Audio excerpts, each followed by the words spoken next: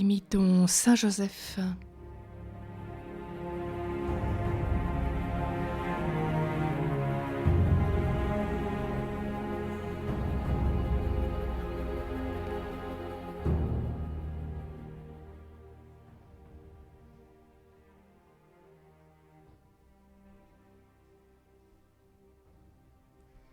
Saint Joseph, l'homme de la conformité à la volonté de Dieu.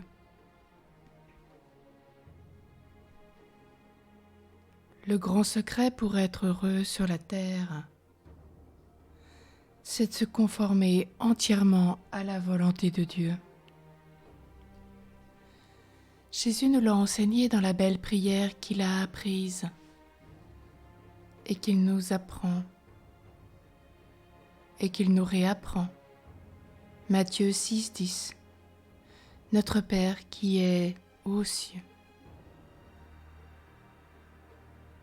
que ton nom soit sanctifié, que ton règne vienne, que ta volonté soit faite sur la terre comme au ciel.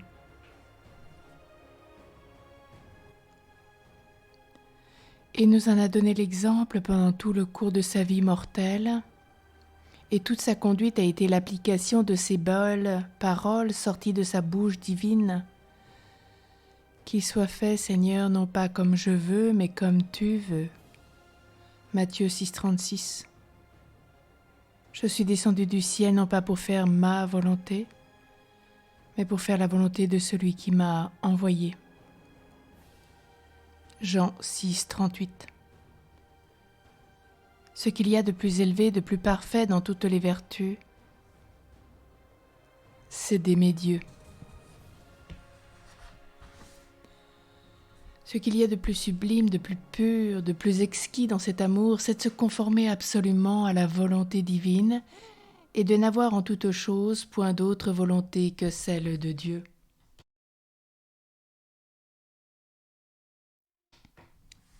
Aussi, dans les divers événements qui sillonnent notre vie, accoutumons-nous à voir le doigt de Dieu qui conduit, qui dirige et dispose tout pour notre salut. Ne croyons pas que quelque chose arrive en ce monde par hasard. Les desseins de la Providence peuvent bien souvent nous échapper. Mais son action n'en est pas moins réelle. Des passereaux ne se donnent-ils pas une obole, et cependant aucun d'eux ne tombera à terre sans la permission de votre Père céleste.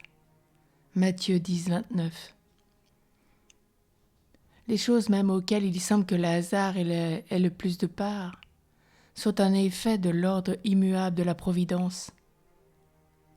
On tire au sort, dit le sage, mais c'est le Seigneur qui règle le sort. Proverbe 16, 35. Oui, tous les cheveux de notre tête sont comptés. Matthieu 10, 29. Les biens, les maux, la vie, la mort, la pauvreté, les richesses, tout nous vient également de Dieu. Ecclésiastique 11, 14. Les hommes qui nous éprouvent, qui nous persécutent sont des instruments de Dieu. Se sert pour nous faire expier nos fautes et pour nous faire avancer dans la vertu. Recevons avec soumission et avec reconnaissance ces moyens que la Providence nous envoie de travailler à notre salut. Ne nous irritons pas contre ceux qui nous privent de nos biens, de notre famille, de notre réputation. Mais entrons dans les dispositions du saint homme Job, qui après la perte de tout ce qu'il possédait ne dit pas « Le Seigneur me l'a donné, le démon me l'a ôté », mais il a dit « Le Seigneur me l'a donné, le Seigneur me l'a ôté ».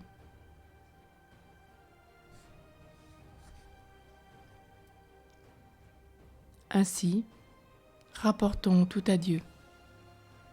Voyons en tout cette main de la providence divine qui conduit le monde selon la profondeur de ses desseins. De cette manière, nous conserverons dans notre cœur cette paix, une joie, une confiance que rien ne pourra jamais altérer, car toute chose tourne au bien de ceux qui aiment Dieu. Romains 8, 28. Et quelque chose qui arrive au juste, il n'en sera point affligé. Proverbe 12, 21. Les peines, les vicissitudes, les mortifications, les tentations, même tout devient, pour lui, douceur, avantage, félicité, consolation. Quel grandeur d'âme que Saint Joseph! Il est toujours tranquille, toujours serein, toujours satisfait, parce qu'ayant placé tout son bonheur en Dieu et dans l'accomplissement de la volonté divine, il possède un bien qui n'est point sujet au changement et que personne ne peut lui ravir. L'homme qui ne se soumet point à la volonté divine est toujours dans l'agitation et le trouble.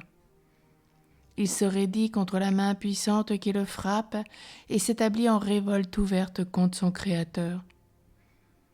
Pour nous, ne cherchons pas ailleurs que dans une sainte et entière résiliation le calme et le bonheur de notre vie. Disons avec l'apôtre, « Seigneur, que veux-tu que je fasse ?» Acte 9, 6. Ou avec le roi, prophète, « Mon cœur est prêt, ô mon Dieu, mon cœur est prêt à tout ce qu'il vous plaira. » Avec David, prions ce psaume 56, 8. Alors nous n'éprouverons plus ces volontés alternatives, ces cruelles perplexités qui sont le partage des enfants du siècle. Mais nous nous reposerons avec un saint amour et une entière sécurité sur la bonté et la providence de notre Père qui est dans les cieux.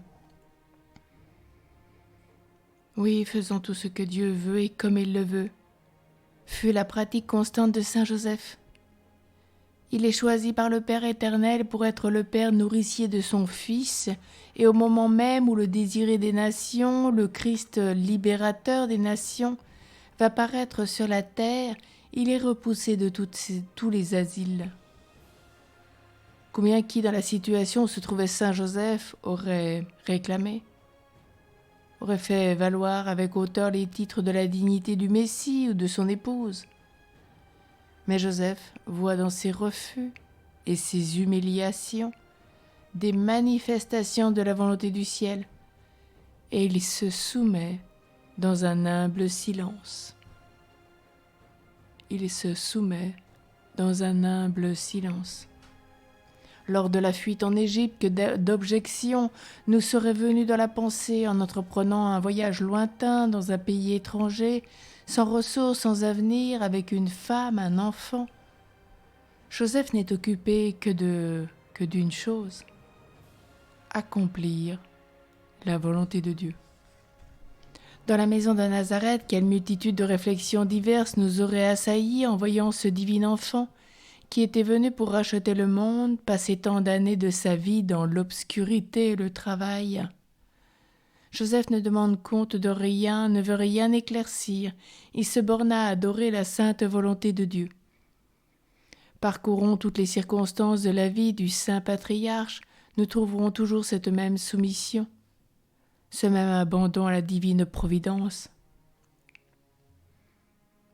Et n'en doutons pas, cette vertu fut une de celles qui attirèrent le plus de grâce sur notre glorieux protecteur.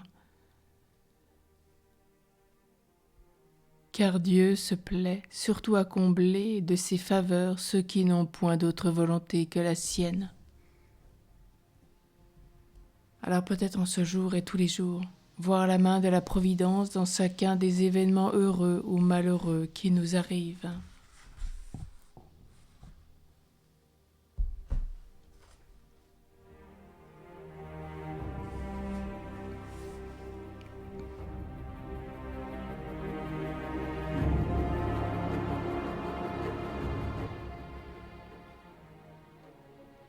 Oui, Dieu t'a choisi, que Dieu soit béni. Fils de David, époux de Marie, entre tes mains le Christ enfant a remis sa vie. Homme d'espérance, à toi vient la promesse, sur l'heure accomplie que tu reçois quand tu reçois le Messie. Homme de silence, à toi vient la parole, la voix inouïe du Verbe qui balbutie. Tu te tiens dans l'ombre, à toi vient la lumière, du fond de la nuit jusqu'à ton cœur ébloui. Juste entre les justes, c'est toi vers qui la face de la vérité lève un regard nouveau-né. Homme doux et chaste, chez toi l'amour demeure, la main dans ta main, il va se mettre en chemin. Amen.